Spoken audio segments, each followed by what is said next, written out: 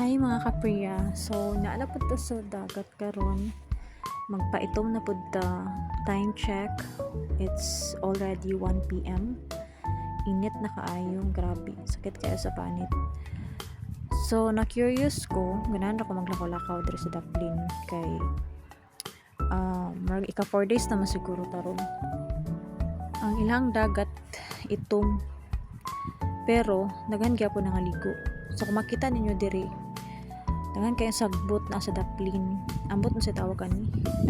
Kuan ba na siya? Anang sewage ba na? So ito mga ilang dagat.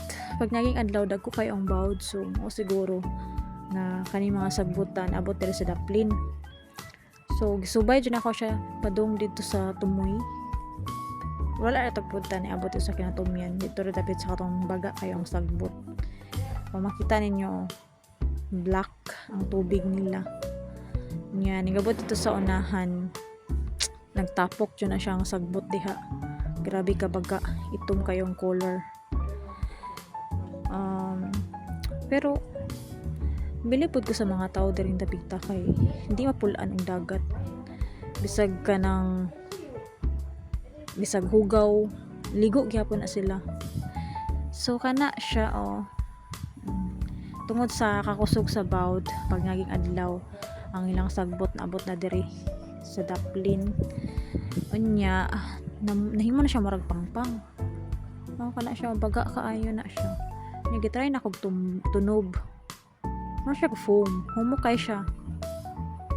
Humukay na siya lakwan diha yang dapita. Ayan, so grabe kainit nya sa pa oras sa makaulian ni alas 6 o alas 7 na po.